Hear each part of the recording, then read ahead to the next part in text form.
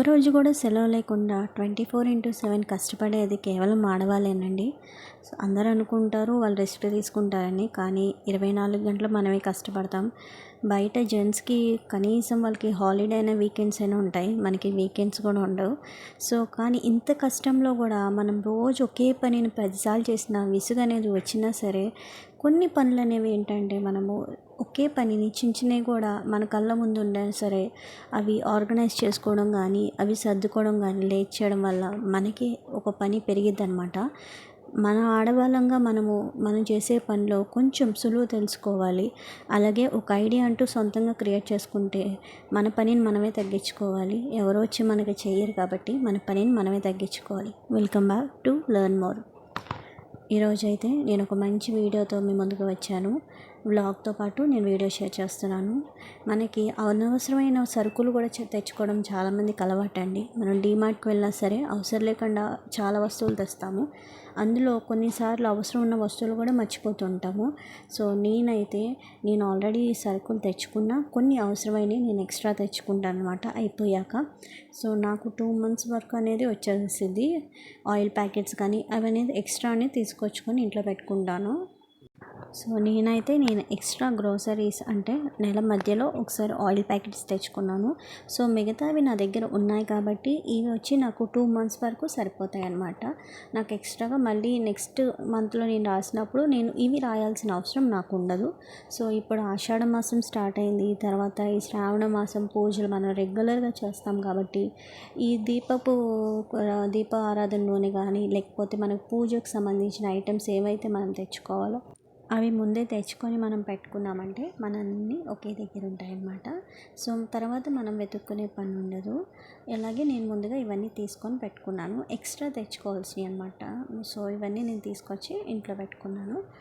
ప్రతి వస్తువు ఆర్గనైజ్ చేయడానికి కానీ చిన్న చిన్న వస్తువులు ఆర్గనైజ్ చేయడానికి మనం బయట కొనే వస్తువుల కన్నా మన కళ్ళ ముందే ఉండే వాటిని రీఆర్గనైజ్ చేసుకొని రీయూజ్ చేసేటప్పుడు వచ్చే సెల్ఫ్ సాటిస్ఫాక్షన్ అనేది అసలు చెప్పలేనిదన్నమాట.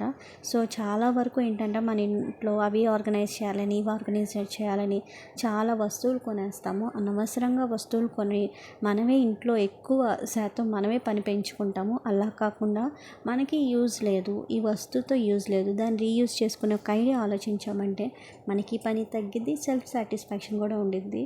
అలాగే ఇంకో వస్తువు కొనాల్సిన అవసరము ఉండదు. ఎందుకంటే మళ్ళీ ఆ వస్తువు కొని ఇంట్లో మళ్ళీ దాన్ని క్లీనింగ్ అని మళ్ళీ ఒకవేళ దాన్ని మనం వాడకపోతే తీసి పడేయడం, ఇలా వేస్టేజ్ అనేది చాలా వరకు తగ్గిద్ది. సో అలాంటి వేస్టేజ్ తగ్గే ఒక్క ఐటమే నేను మీకు చూపిస్తాను. సో ఇవైతే మనకి మఫిన్స్ కానీ లేకపోతే కప్ కేక్స్ తినేటప్పుడు ఇలాంటి చిన్న చిన్న ర్యాక్స్ లాంటివి వస్తాయి ప్లాస్టిక్ది.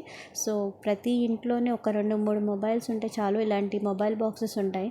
అవి మనం ఏదో చేద్దామని అంటి పెట్టుకొని ఉంటాం కానీ వాటిని మనం పడేయలేక అవి ఒక మూలలో ఒక 2-3 బాక్సుల వరకు ఉంటాయి. సో వాటితో నేను ఆర్గనైజ్ చేస్తున్నాను. మన ఇంట్లో ఉండే చిన్న చిన్న వస్తువులు లైక్ రబ్బర్ బ్యాండ్స్ కానీ లేకపోతే మనం రెగ్యులర్గా యూజ్ చేసేవి ఏవైతే ఉంటాయో మన హ్యాండీ క్యాచ్గా, అంటే మనకి కావాలి ఇది నేను తీసుకోవడానికి ఒక దగ్గర ఉండాలి అనుకునేవన్నీ చిన్న చిన్నవన్నీ ఇలా ఆర్గనైజ్ చేసుకోవచ్చు అనమాట. నేను ఇందులో నాకు రెగ్యులర్గా యూజ్ చేసే రబ్బర్ బ్యాండ్స్ కానీ లేకపోతే ఎప్పుడైనా రిమోట్స్లో బ్యాటరీ అయిపోతే బ్యాటరీస్ కానీ, కొత్త బ్యాటరీస్ అనేవి కూడా కనపడవండి, ఎక్కడ పెడతామో కూడా ఒక్కొక్కసారి గుర్తుండదు అనమాట. సో అలాంటివి కానీ లేకపోతే క్లిప్స్ కానీ ఇలాంటివన్నీ మనం ఇందులో ఆర్గనైజ్ చేసుకోవచ్చు. ఎందుకంటే అది కంపార్ట్మెంట్స్ లాగా ఉండిద్ది. తర్వాత మనము ఇలాంటిది మనం బయట కొనుక్కోవాలన్నా దానికి ఒక 100 రూపాయలు ఖర్చు పెట్టింది ఏ వస్తువు రాదండి. సో నేను నెక్స్ట్ దాంట్లో వచ్చి రెగ్యులర్గా మనం యూజ్ చేసే ఇయర్ పాడ్స్ కానీ లేకపోతే వైర్ ఇయర్ ఫోన్స్ కానీ లేకపోతే నేను మైక్ యూజ్ చేసే అది కానీ ఏదైనా సరే మనకి రెగ్యులర్గా యూజ్ చేసేవి ఇవి ఒక బాక్స్లో పెట్టేసి పక్కన పెట్టేసామంటే మనం ఎప్పుడైనా తీసుకొని వాడుకోవచ్చు, మళ్ళీ అందులో పెట్టేయచ్చు అనమాట. లైక్ హ్యాండీగా ఉండిద్ది. సో చాలా ఈజీగా ఆర్గనైజ్ చేసుకోవచ్చు.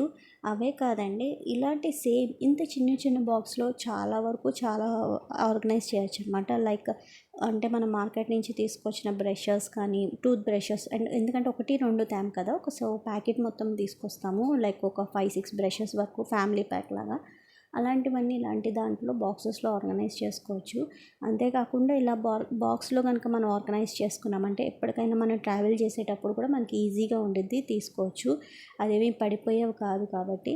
అండ్ అలాగే నేను ఇదే బాక్సెస్లో నేను వేరే నా దగ్గర ఇంకో మొబైల్ బాక్స్ ఉంటే అందులో నేను ఇవి మనకి క్లాత్ కవర్స్ అంటాం కదా, సో ఇవి ప్రతి ఇంట్లో ఉంటాయి. మనము పాలిథీన్ కవర్స్ అనేవి ఉంటాయి, మామూలుగా ప్లాస్టిక్ కవర్స్, కానీ అవేంటంటే మనము ఎక్కడైనా సరే పెట్టేస్తాము. లైక్ ఏదైనా డస్ట్ వేయాలన్నా సరే తీసివేయడానికి సపరేట్గా పెట్టుకుంటాము. సో ఇవేంటంటే ఏదైనా కూరగాయలు సర్దుకోవడానికి వాటికి ఉపయోగపడతాయని మనము ఎన్ని వస్తాయని పక్కన పెట్టి దాస్తాము. ఇవి కూడా ఒక దగ్గర పెట్టుకోవడానికి ఈ బాక్సెస్ అనేవి యూజ్ చేసుకోవచ్చు. సో నేనున్నవన్నీ క్లాత్ క్యారీ బ్యాగ్స్ అన్నీ ఫోల్డ్ చేసేసి ఇదే బాక్స్లో నేను ఆర్గనైజ్ చేస్తున్నాను అనమాట. సో ఇలా ఆర్గనైజ్ చేసి మన కిచెన్లో ఎక్కడైనా పెట్టుకున్నామంటే ఈ క్లాత్ క్యారీ బ్యాగ్స్ అనేవి అన్నీ ఒకే దగ్గర ఉంటాయి. ఎప్పుడైనా మనం ఏదైనా సర్దుకోవాలన్నా కూరగాయలు కానీ. ఈ వీడియోలో చేసింది ఏదో ఒకటైనా యూస్ఫుల్ అనుకుంటే కనుక ఇంతవరకు చూస్తుంటే మీకు ఖచ్చితంగా వీడియో నచ్చి ఉండిద్ది. నచ్చితే కనుక లైక్ చేయండి. అలాగే మీ వాల్యుబుల్ ఒపీనియన్ నాకు కామెంట్ సెక్షన్లో కామెంట్ చేయండి. Thank you so much for watching.